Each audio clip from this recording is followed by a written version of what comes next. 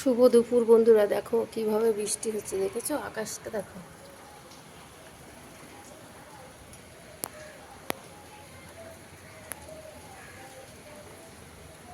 কি অবস্থা দেখেছো?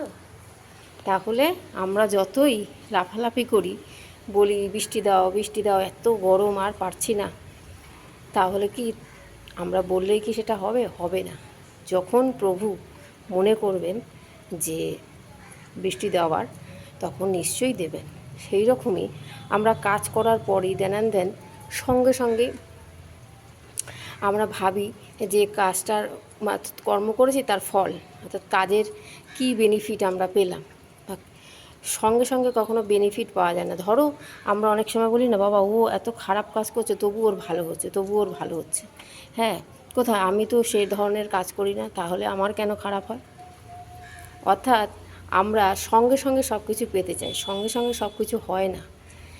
কাজ, খারাপ কাজ করার জন্য ভগবান কাউকে বলে না, ভালো কাজ করার জন্য ভগবান কাউকে বলে না।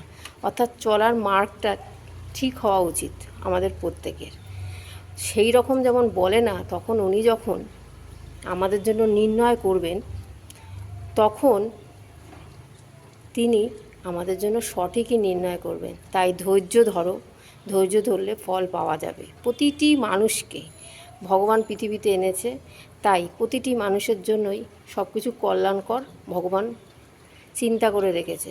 যে যেই রকম কর্ম করবে তাকে সেই রকমই ভোগ করতে হবে। কি বলো বন্ধুরা?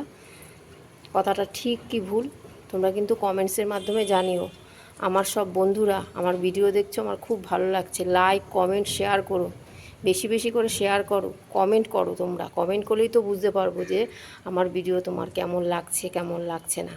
আর আমার ইউটিউব চ্যানেলে একটু গিয়ে একটু দেখো, আর ছোট্ট ছোট্ট শর্টস দিই। তোমাদের যদি ভালো লেগে থাকে সেই শর্টসগুলো দেখে তাহলে সাবস্ক্রাইব করো প্লিজ, আর লাইক করো, কমেন্ট করো। টাটা বন্ধুরা, সকলে ভালো থেকো, সকলকে ভালো রেখো।